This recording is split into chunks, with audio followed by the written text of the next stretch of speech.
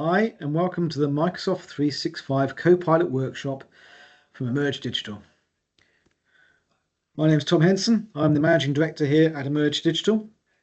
At Emerge Digital, we provide leading managed IT services and innovation solutions, but our focus is on helping businesses grow, igniting tech-powered growth. We do that across four pillars that we take our clients on, what we call our client journey. That starts with foundation, putting in a solid foundation to build upon, covering cloud services, support services, infrastructure, networks, and then into security to make sure everything is secured and locked down and well looked after from a security perspective. And then into the enablement, which is making more of what you already have, things like SharePoint and Teams, making sure they're working well. Copilot is actually part of enablement, helping people use Copilot better and be trained on it. And then into our innovation services, where we use tools like Power Apps, Power Automate, Power BI, and Dynamics to build transformational applications, automations, and AI-enabled systems to help drive businesses' success and growth. I hope you enjoy the workshop today, and if you have any questions at all, please don't hesitate to get in touch with the team here at Emerge Digital. So, the world is changing. We didn't really realize, maybe, or I didn't realize how much until we started to roll out Copilot internally. And we rolled out Copilot to everyone here at Emerge Digital. Wouldn't necessarily recommend that for all business to start with. There was a structure to go about enabling Copilot and rolling this out across businesses that I'll talk about at the end. But we did this because we really wanted to embrace the change and see, kind of take ourselves through this journey and see the pros and cons of adopting AI. And when we started to think about how Copilot might work inside this organization, things that we've been used to for years in terms of how we use computers and IT, suddenly you think, well, that's not how we need to do it anymore. I don't need to have a folder structure and file names to order my information anymore, because my AI assistant will go off and find it. To think what the world might be like when my daughter goes into the workplace in 6-7 years' time, it's difficult really to know. But what I do know is it'll be very different from today. There's an awful lot of interest in AI, and that's because businesses can see what it's going to be able to do to help drive growth, drive efficiency, and they're worried that if they're not taking advantage of some of these technologies, maybe their competitors will. I think it's true to say that we're definitely at an inflection point for technology. If we look at something like the internet, it took 7 years to get to 100 million users. ChatGPT kind of kicked off the hype that we're kind of experienced around AI over a couple of years ago now. And that took 3 months to get to 100 million users. So a huge amount of interest. Many people, including myself, probably the first experience of AI in ChatGPT was you went on there and maybe wrote a nice poem about your wife, or got the system to do that and shared that. I thought, oh, isn't that interesting? But quickly, what I think we started to see was a lot of companies, Microsoft being one of them, really started to talk about how AI was going to start to come into the business world and impact how we work. If we look back over the course of history, technology has had a massive impact on the world around us. I think for the most part, if you look back, you would say that as technology has evolved and changed, it's had a positive impact. And although there's lots of debates around whether AI is a good thing or a bad thing, what will it mean? I think it is another technology. It is another tool in the technology toolkit. And my hope is that it will be a positive impact. The kind of experts out there predicting 40 to 80 times productivity gains through AI. So that could really be transformational. Again, technology is at an inflection point. So it'll be very interesting to see how this rolls out over the course of the next 20 to 40 years. Now, one of the things that Microsoft talk about, and we'll talk a lot about Microsoft and Microsoft Copilot today, is the appetite for staff. Clearly, there's efficiency and productivity gains for our businesses, but what about staff? Are they interested in AI and using AI? Well, Microsoft say that 88% versus 12% would have Copilot over a free monthly lunch. Now, I think I'll probably agree with that from the team here.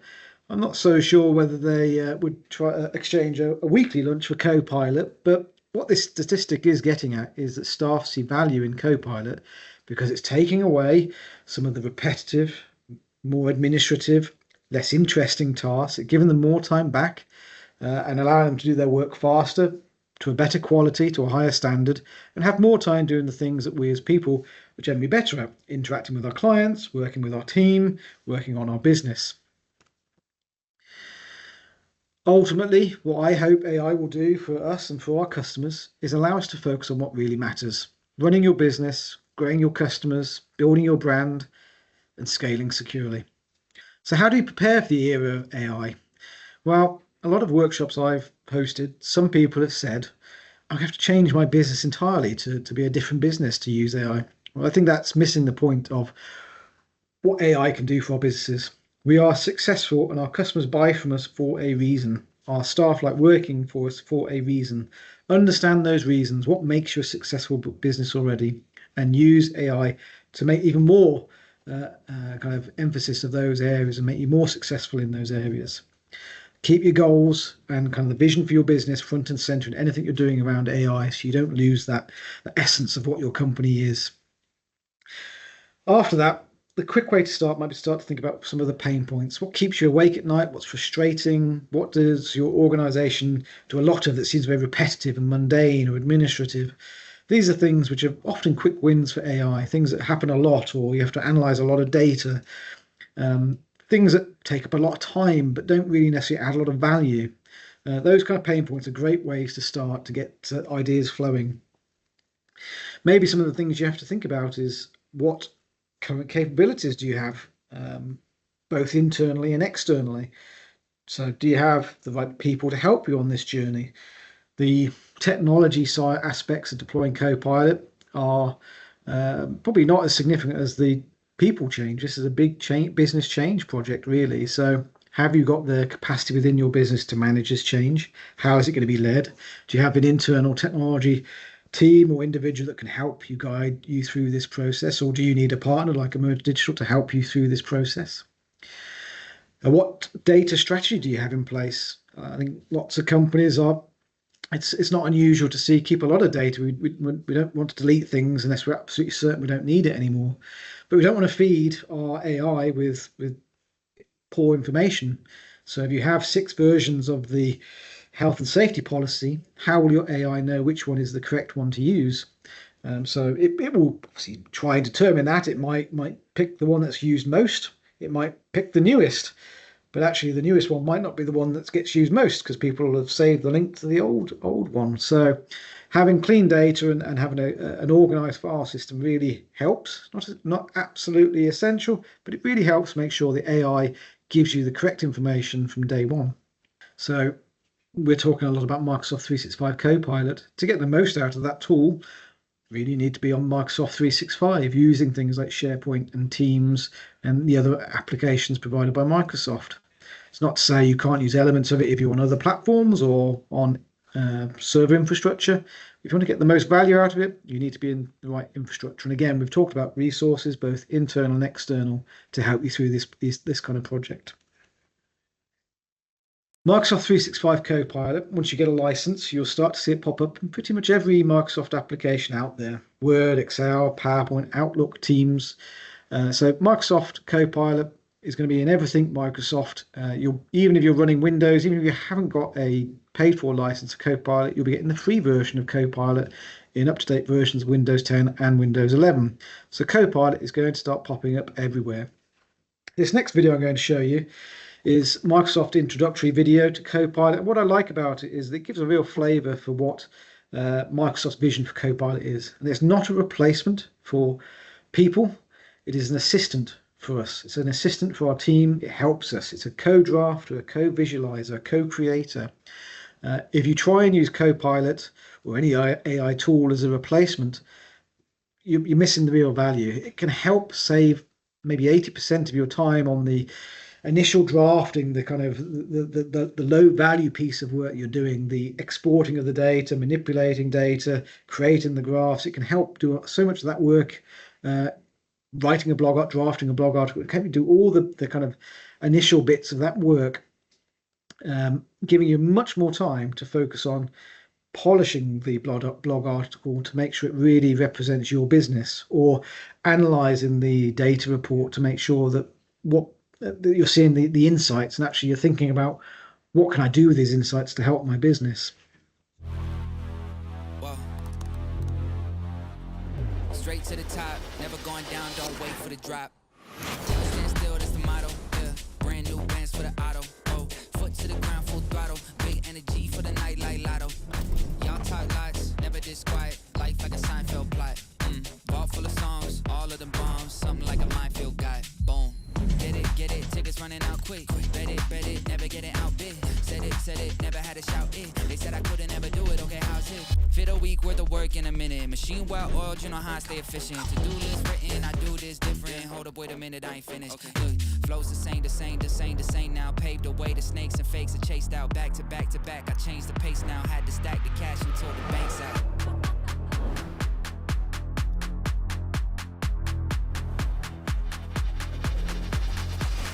Straight to the top, never going down, don't wait for the drop.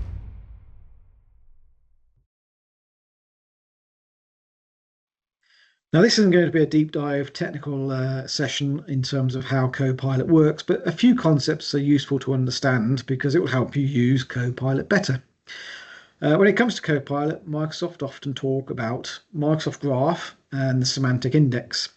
These are the two primary elements that come together to make Copilot work and allow it to access data and information across your business. Microsoft Graph is the data layer that everything sits in. So it's where your files are sitting, it's where your emails are sitting, Teams chats, everything that's going on inside your Microsoft 365 environment is accessible via the Microsoft Graph. On top of that, lots of software companies are trying to plug into the Microsoft Graph. So if you're using Monday.com and you want to be able to interrogate data in Monday, plug it into the graph, and maybe now your AI can go in and have a look at the data inside Monday and start to provide insights into data outside of the Microsoft world. The semantic index is probably best to think of it like a brain. When I was down at Microsoft, they talked about it very much being like giving birth to your AI when you get your first Copilot license. Your AI entity, your AI brain, the semantic index is created inside your company Microsoft 365 tenancy, and it's unique to you. It comes with a lot of learning out the box. In fact, it's learnt from across the world wide web, billions of pages of information. It knows how to use language and give answers in very good English, very human-like answers. It knows if you ask it information on a topic, it will have a real good grounding in that topic. But obviously what it doesn't maybe know is the context of your business until you get your first license and it starts to explore, digest the emails, the documents, the Teams meetings from across your business. When you first get a license, you might think, oh, is this really as clever as I thought it would be? Because you'll ask it some questions. And an example I'll often give is I was on the train actually going down to Microsoft trying Copilot, kind of in those first early days. I asked it, can you get me summarize the last 3 emails I sent to Bob? I couldn't find it. Asked again, couldn't find it. So I was a bit more explicit. Could you find me the last 3 emails and summarize them, the ones I sent to Bob Smith at Company X? And it did a really good job. Found those emails, summarized them very well. I asked the chap at Microsoft when I was there, why couldn't it have had a guess that I meant Bob, who I talked to a few times? And he explained, first of all, when you first get your initial license, only then does it start to digest the things that are going on. So it has no context up to that point, because it's not learned it yet, who you speak to or how often you speak to them. Only when you start to use Copilot and start to ask it things and correct things does it start to kind of really start to explore and understand your data and who you talk to in the context of data. So he said, and this is a kind of example I often give again, if you have an apprentice, day one, walks into Microsoft. Microsoft is thousands of people, 10, 15 floors down in London, Paddington. And his manager said, give this folder to Bob. The apprentice would look very blank, he wouldn't know where to go. He would maybe say, well, could you give me some More tips. Who do you mean? I mean Bob Smith on third floor by the window. Off he goes, finds him, delivers the folder the next day. Apprentice comes in, give this folder to Bob. Apprentice had a lot to take in yesterday, can't quite remember. Third floor by the way. Yes, I remember now. Off he goes. Third day, apprentice comes in, give this to Bob. The apprentice knows. He's done it a couple of times now. That neural pathway has formed. Off he goes, gives it to Bob. And that's how the AI brain works within Copilot as well. When you start to use it, when you start to ask for emails from Bob the first time, it doesn't know whether Emerge Digital's 20 people or 20,000 people. It doesn't know how many people I deal with, how many Bobs I deal with. It's got no idea.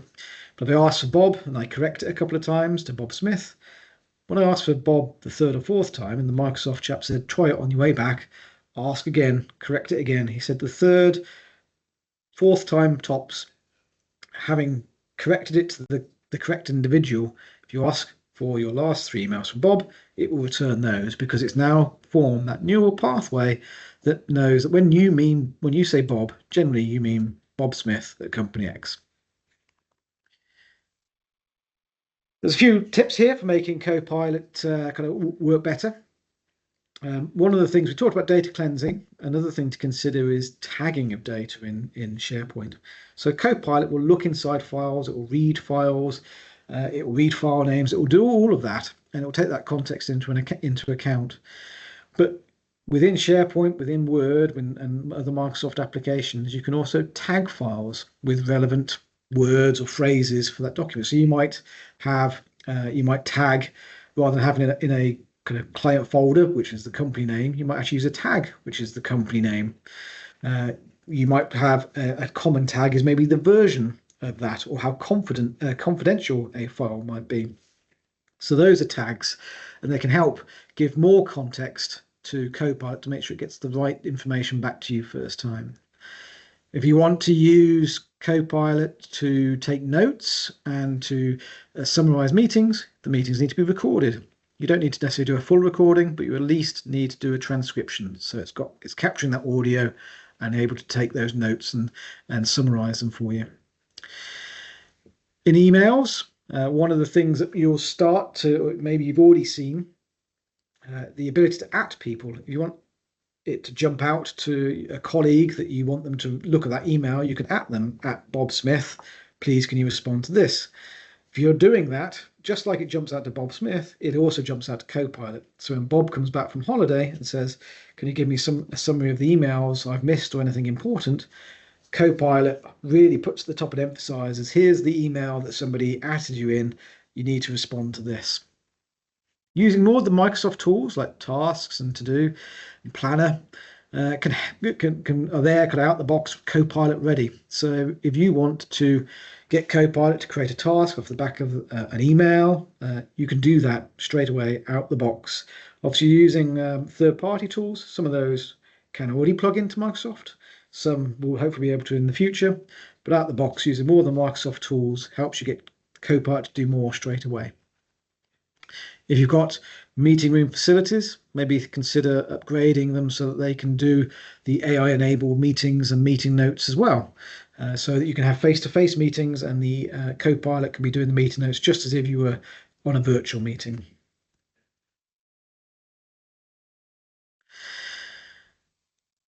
So Microsoft 365 Copilot, there is a free version, which I'll touch on shortly, but the main license we're talking about today is the chargeable license, which is called Microsoft 365 Copilot.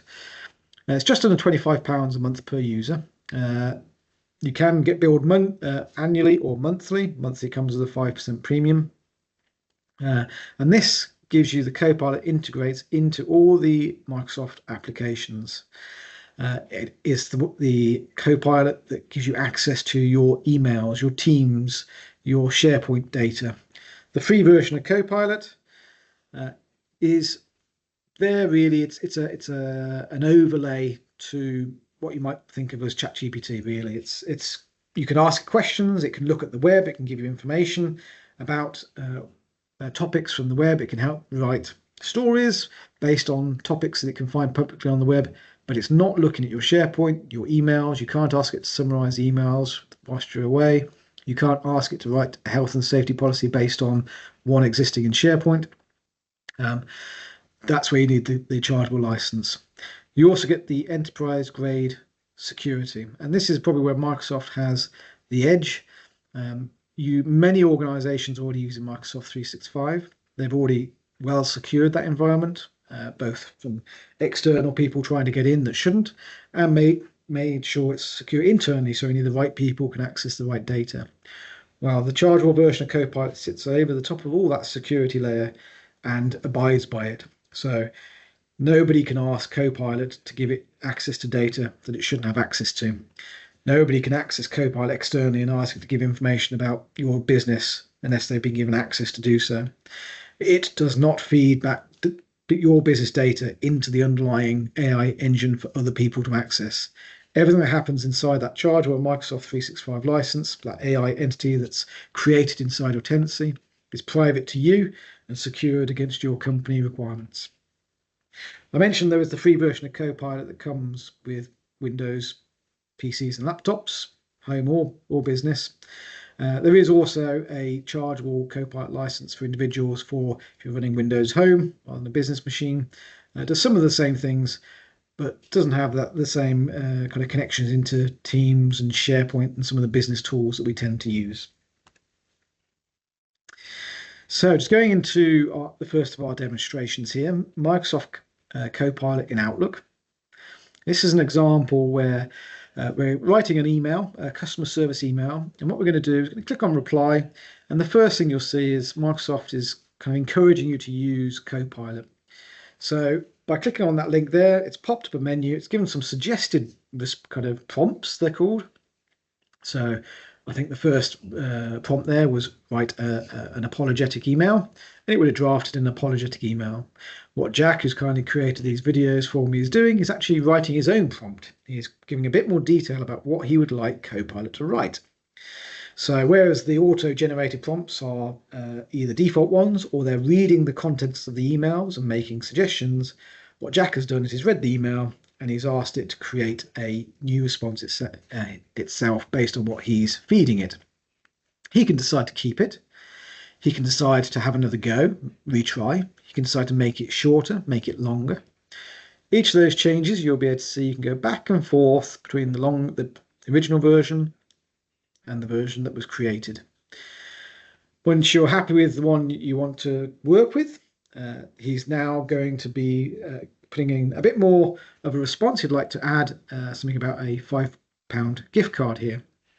Now, interestingly, the first time we were recording these videos, what Copilot did I thought was very clever.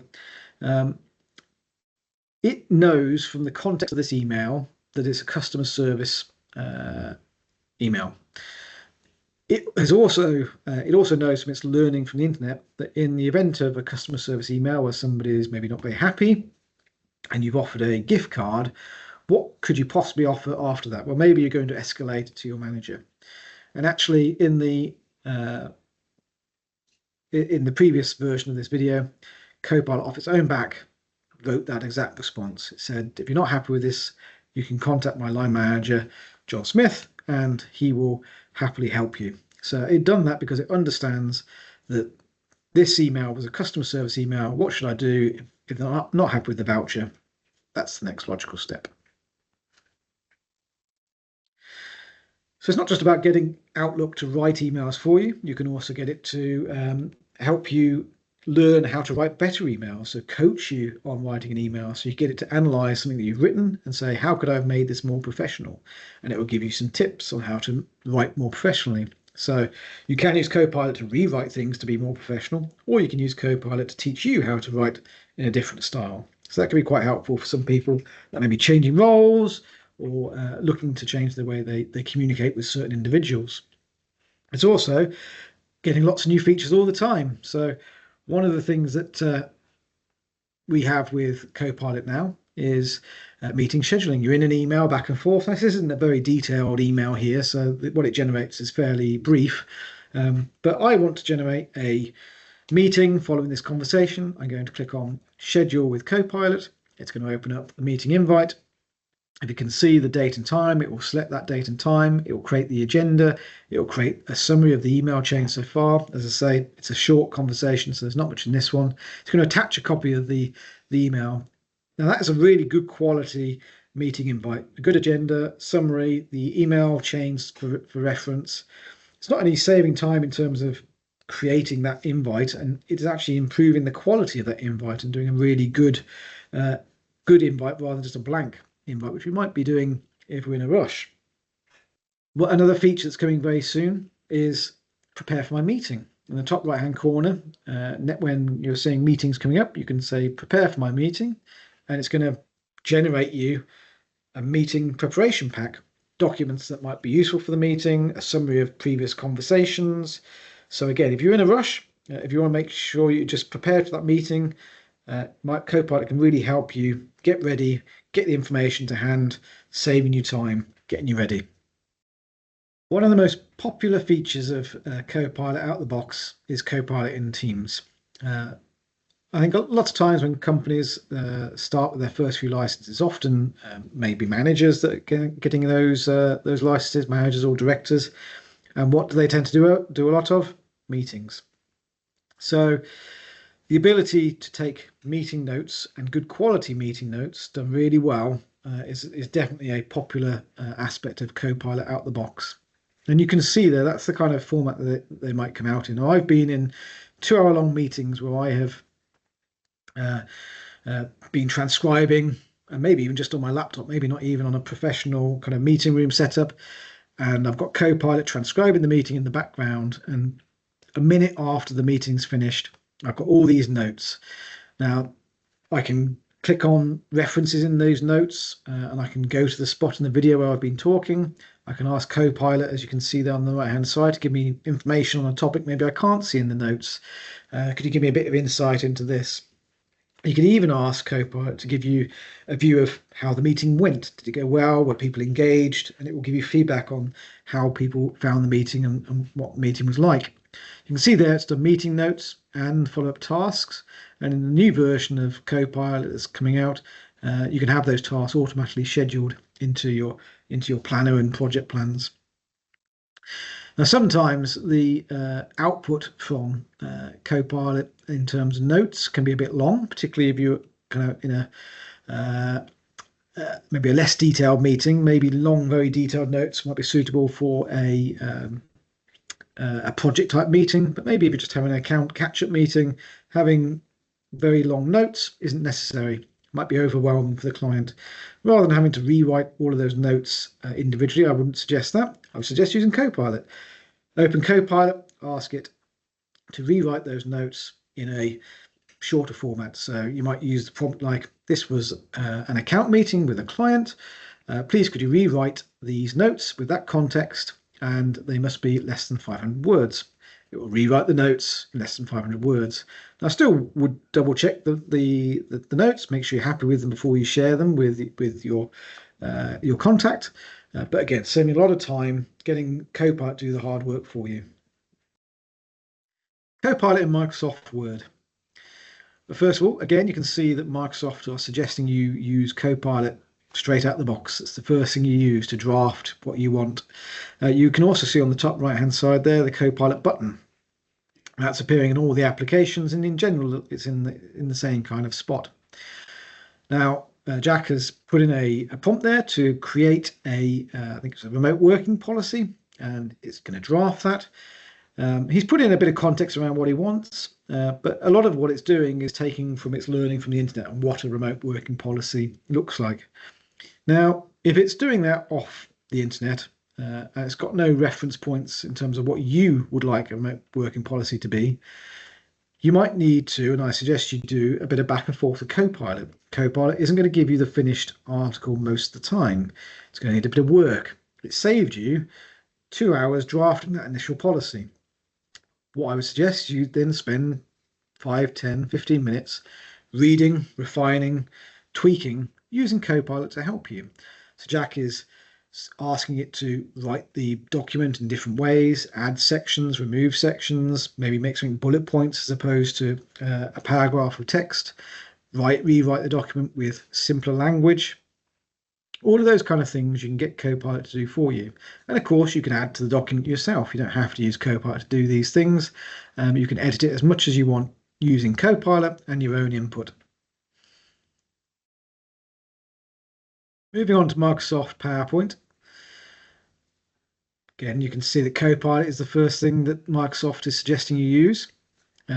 Slightly different format here because what it does, it gives you a preview of some of the slides it's going to create, but the concept is the same.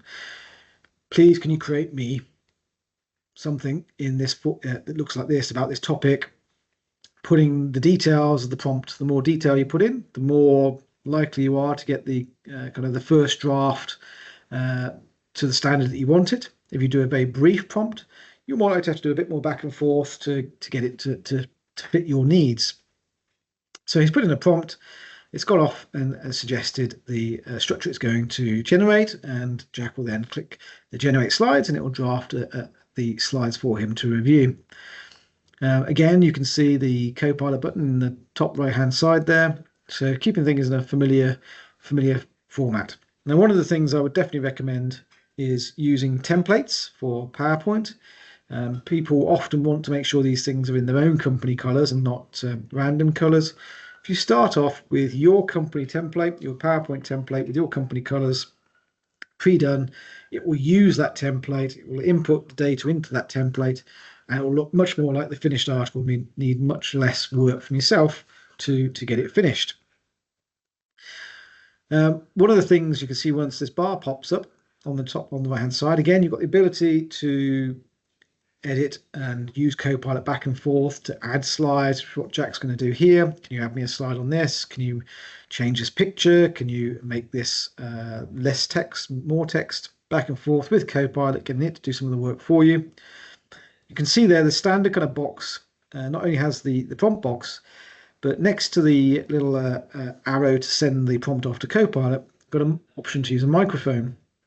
So one of the ways that you can speed up your interaction with Copilot, particularly if you want to write long prompts, is to talk them in. You use the microphone button to talk in your prompts and have a bit more of a conversational style with Copilot. That can help really speed up things.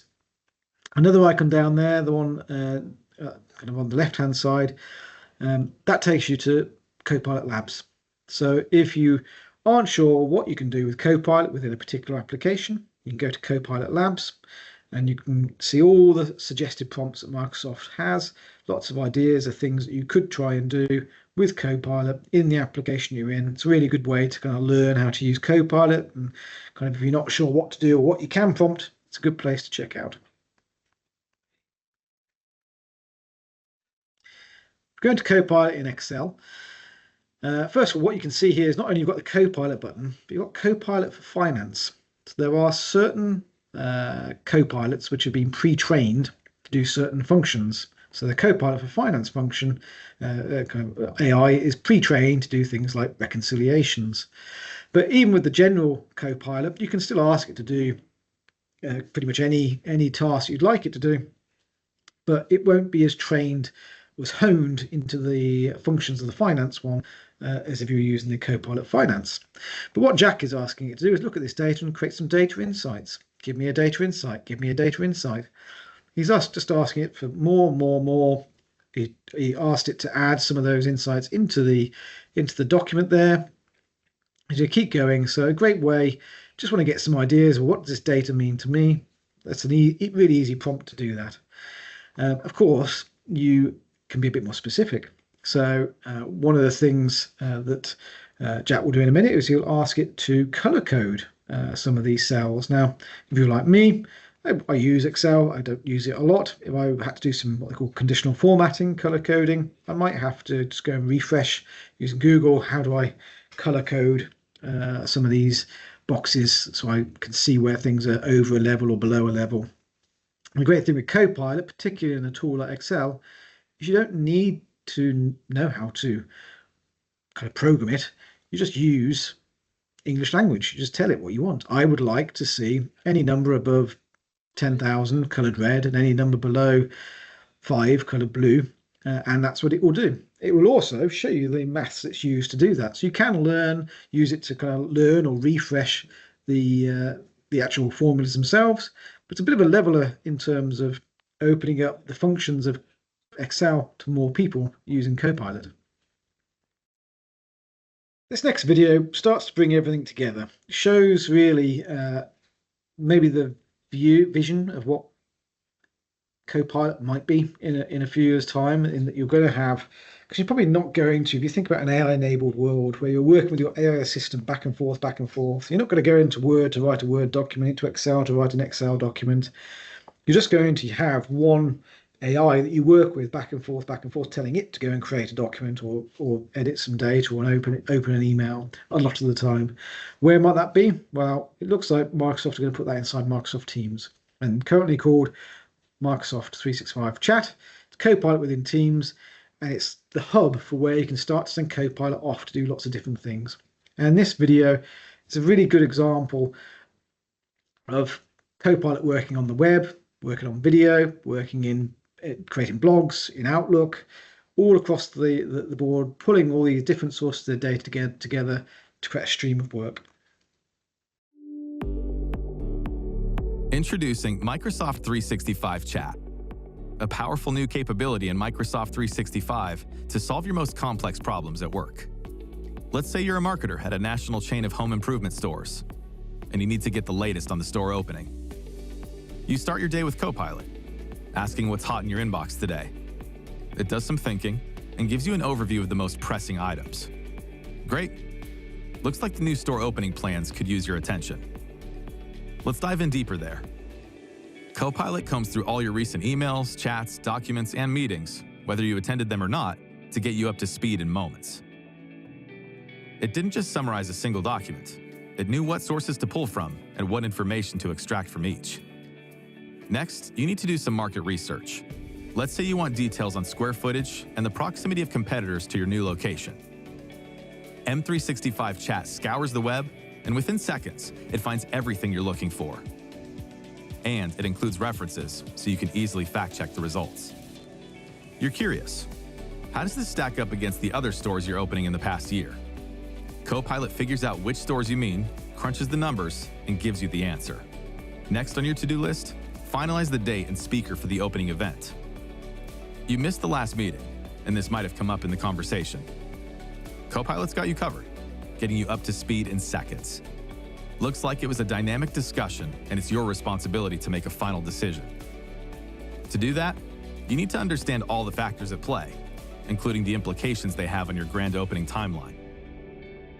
Copilot extracts the relevant details and puts them in an organized table, which helps bring the full picture into view. You're not seeing a clear answer, so you ask it to recommend the best date and speaker based on the constraints discussed. It not only understands the constraints, it thinks through the options to help solve your problem. There you go. Now you have a clear recommendation, so you can make the call and notify the team. Now that you've got the opening date, you've got to get customers excited. Time to write a blog post. You point Copilot to the right files and ask it to tune the message to the audience. Note the amount of detail, such as asking it to pick the top 5 things and make them prominent. Here it goes. Copilot gets to work. Okay, now you've got a blog post. This store will be the first to unveil your new home improvement concierge service, and you need a catchy tagline. Let's generate some options. This is great for when you've got a case of writer's block. Here we go. These look pretty good. Lastly, you want to highlight the impressive retail experience of the new store manager. Best source for that? LinkedIn. Copilot generates an updated blog for you that includes the new additions. Now, the opening is just around the corner, and you've got to send an email to the team so they have everything they need to push this over the finish line. Now, one of the amazing things about Copilot is you don't need to worry about things like punctuation, spelling, or being super structured. You can give it a total brain dump. You could spend the next hour putting together an email that outlines the key details, but with Copilot, you're never more than a few seconds away from a solid first draft. There was a great quote in the store walkthrough video that you want to include, but you don't remember where you last saw it or have time to search for it, let alone re-watch it to find the quote. Based on your quick description, Copilot finds the exact video you're thinking of, extracts the quote you wanted, and plugs both the quote and the video into your email. So you like the drafts, but it doesn't sound like you. Introducing Sound Like Me in Outlook. Now you can personalize any email to match your unique style and voice. And check this out. It even knows your signature. M365 Chat is a whole new way to work. I've mentioned prompt a few times, and I've just got a few slides here on some different types of prompts and what they can do. The more, as I mentioned previously, the more detail you put into a prompt, the more likely you are to get a good response. Thinking about how you format that prompt can also help. So here we've been quite clear with this is the claim template, this is the transcription of the claim call, and this is what I want you to do with those two things, being very specific. And it's going to merge those two documents together to create a completed form using the transcription. Now, in reality, if we were going to do this on a regular basis, we might actually build a little bot to do this rather than you going into Word and say, here's the form, here's the call transcription, mash them together. But bots within Copilot are also very easy to do, and certainly something we help a lot of clients with. The next prompt, you see actually is a little bit less structure. The two documents that are referenced are just linked. You don't have to use structure, but it can help if you want to make sure you get the right output.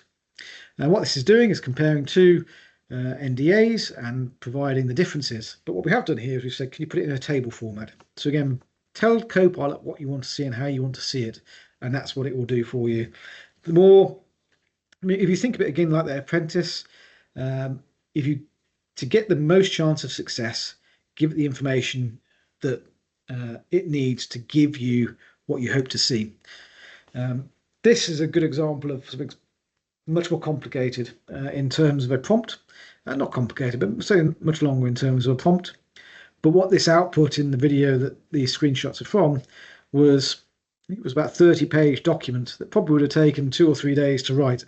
So yes, this is the kind of prompt that might have taken 20 minutes to write, but it's given enough detail that then with a bit of back and forth with Copilot, you get a very comprehensive, extensive document. What you'll also see in this prompt is the way it's structured. I think it's the kind of prompt, again, you could give it to a junior member of the team, and this would give them the best chance of creating something along the lines of what you're looking for from day one. What's the scenario? What's the context, the constraints? What should the document contain, and what resources should Copilot use to complete the document? So it's a really good structure, and Copilot understands what that means. It understands what constraints are, understands what resources means. So when you lay something out like that, just like you were if you were kind of putting it out to a junior member of the team, a new member of the team, gives Copilot the best chance of success to give you what you want first time. This next video, I mentioned the ability to use Copilot to build bots. You can even do that yourself with Agent Builder. This sits within Teams and allows you to create simple bots for responding to queries using information. And it really is so simple that anyone can do this. Copilot agents can supercharge every business process and build capacity for every individual and team, scaling your impact like never before. Now, with Agent Builder and BizChat, we're bringing the power of agents to you, right in the flow of your work. And we made them incredibly easy to create. Say you want to build an agent for field service technicians, and you want this agent to have access to all your product knowledge and be able to give you step-by-step instructions in real time. You open Agent Builder and describe that you want it to be able to reason over your product catalog and repair tickets. It's built in seconds and ready to use. You can edit and configure it, expand its knowledge base by tapping into resources like SharePoint sites or other IT-approved data sources. You can even update its name or image to align with your company's branding. You can now test the agent or hit create and you're done. And of course, the agent respects your organization's Microsoft 365 and SharePoint security permissions. Now your Copilot agent is ready in BizChat and you can share it with your team. So you can see there how easy it is to create a chatbot that can reference internal information, be it the company handbook, or maybe it's a kind of user guides, So if customer services are looking for product information, a bot pointing at product information, services can ask the bot to give answers to questions. Really easy, no kind of technical expertise needed. I mentioned security briefly earlier. Security is important. It's one of the things we help a lot of customers with when we're looking at Copilot for them, making sure that your internal and external security is robust. Copilot doesn't change anything other than it is providing a very powerful tool that could be used if you aren't secure to access things that shouldn't be accessed. So if you don't have things like MFA protecting your business, and everybody should, what you've got is a weakness. And if somebody gets in to your organization into an account that's using Copilot, they don't have to go hunting for data anymore. They can just use Copilot to could do the hunting for them. So Copilot hasn't changed anything. It just means that if somebody exposes a weakness, it's a very powerful tool that they can use to help carry out an attack and extract data. Internally, if you've relied on a deep folder structure, the payroll document is buried so deep that nobody would ever find it, but actually it's not secure and anybody could access it if they knew where it was. Well, Copilot again can see everything at once. So if somebody has got access, even if it's buried away in a folder, and they say, give me payroll information, it will respond with information. Equally, if things are set up properly and people are secured into the right areas, so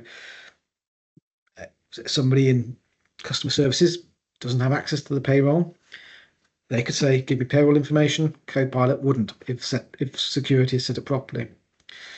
If somebody in finance, however, who does have access to the payroll information says, can you give me some payroll information? It would, because they do have access, because it abides by the existing security principles of Microsoft.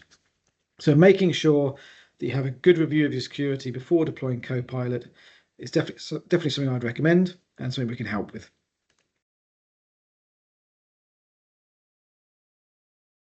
So how do we go about adopting Copilot? Well, we've taken Microsoft's approach and we've kind of made it a bit more SME friendly, but effectively there's two tracks: user engagement and technical readiness.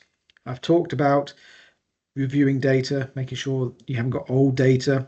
I've talked about securing data. Those are probably the two key things. Assuming you've got the right foundation, that your data is in the Microsoft 365 world, you're in SharePoint, Teams, Outlook, making sure it's secure, and thinking about, is there data that we should be archiving and cleaning up and making sure we've got good copies of the data that we want to keep in there that we're going to feed into Copilot. So that's often the start of the technical readiness aspects. There may be some follow-up work if we find that there's weaknesses in security, maybe there's a bit of tidying up to do. Obviously, work to get that done and make sure that's all good before we start deploying Microsoft licenses, Microsoft Copilot licenses. Once the Copilot licenses are out there, there's some ongoing review just to make sure that security continues to be in the right place and the kind of data you've got is well maintained and being kept. We're doing the data hygiene, but then we also want to be starting to look at how Copilot is being used, who's using it, who's not using it, which applications is it being used in, because this is going to feed into our user engagement piece. And I'll come back to the extend and optimize in a minute. Now, the user engagement piece is the vital part really of Copilot. I mean, we can help with the technical aspects of Copilot adoption, but the user engagement piece, very important, because this is a big business change piece of work. We're going to be trying to change behaviors that people have had instilled in them for years. So first of all, making sure people are aware of what Copilot is, they're not worried about it, that they see it as a valuable tool to help them, having a workshop like this maybe. Then start to think about, where could Copilot be used across my business? What are the business cases? Which teams might benefit most? Which individuals might benefit most? And identifying some early adopters. We often see with our customers, we go through a few tranches of adoption. Start with one group, expand. One of the most powerful things that you can do as a business, however you choose to deploy Copilot, is to build a bit of a community around that. Now, with our program, we have our own community that we can help and we invite our clients into, but certainly think about internally sharing ideas through a community. Your Copilot is unique to you. The way you find to get the most out of it, prompts that work really well for your organization could be unique to you also. So share them and tell people. When you see a new feature in Copilot, tell people about it. Keep the comms coming. Let them know when Copilot is coming. Get them ready for it. Get them excited for it. Deliver training. Again, that's often something that we will take care of with customers. It's important to train them on the tool. It's easy to assume we'll figure it out. And there's a lot you can figure out, but I've had some individuals where they've had Copilot for a little while, but they've actually been using the free version, not realised that there's the proper full version of Copilot there for them to use in the background. Making sure, once we're understanding who's using it and what applications they're using, actually look at what does that mean for the business. Are we meeting our business cases? Maybe conduct feedback with the individuals, rather than just looking at the technology aspects. Actually speak to the individuals who've been using it. How have they found it? Have they saved time? What don't they know? What they like to use more? Ongoing regular training, refreshers, updates on what's coming from Microsoft Copilot, so they know the new features. Microsoft's released about 70 new features a month, so you need to keep up to date, or it helps if you can keep your team up to date on what's coming, sharing ideas, sharing information on what's coming. Then extend and optimize. This is often around embedding the use of Copilot into the applications, but more so actually around how we can then start to think about agents and bots to help us do some tasks. So not just having to go in and prompt Copilot to do something in Word or Excel, but actually have it do things for us in the background and then give us the information. This is where we start to really see real business transformation.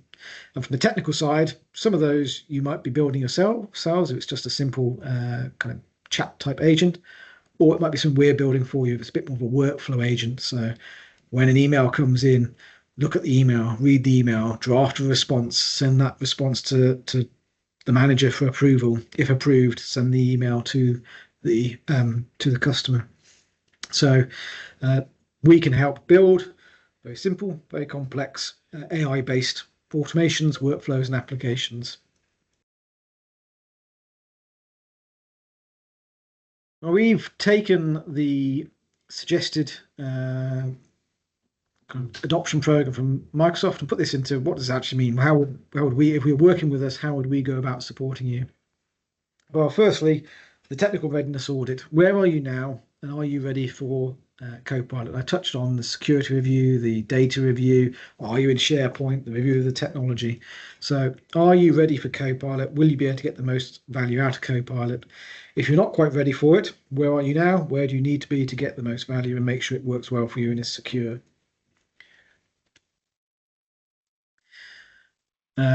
If you're not quite there and there's gaps to close, then there's some technical work to undertake that we can do for you. The enablement, technical enablement. So this might be, if you're still on service, it could be as much as getting you into SharePoint, into Teams, into Microsoft 365.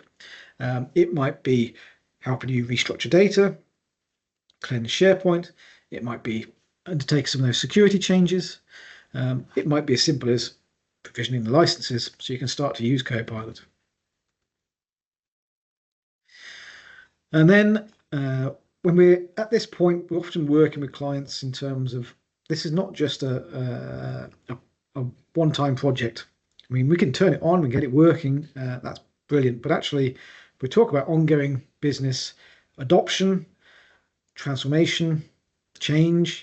This is a project that really will probably never end for many organizations, or not for many years. It's going to be an iterative process, not just because the technology learns, not just because technology the technology is getting new updates, new features every month, but actually as you start to use Copilot, you'll start to think of new ways you can use Copilot and AI and automation. So the value doesn't just come from being able to write Word documents.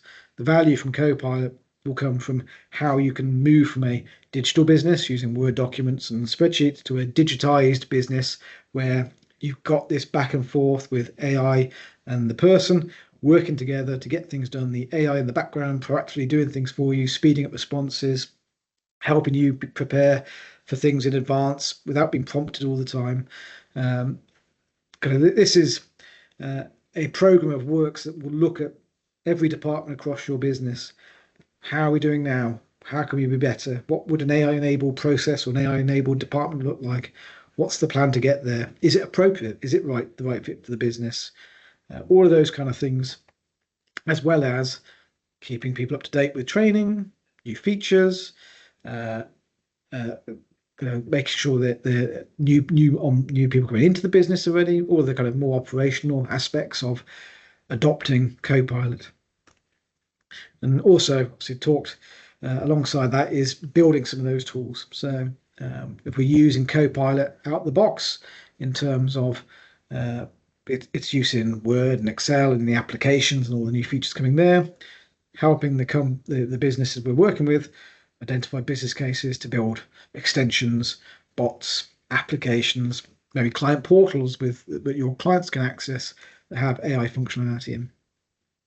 I hope you found the workshop today useful and interesting, and maybe it's got you a bit excited about what Microsoft Copilot and AI can do for your business. If there's any questions at all, if you're interested in exploring how Emergent Digital might be able to help with your adoption of Copilot, please don't hesitate to reach out to myself or a member of the team here at Emergent Digital. We'd love to work with you. So yeah, any questions at all, please do get in touch. Thank you very much for your time.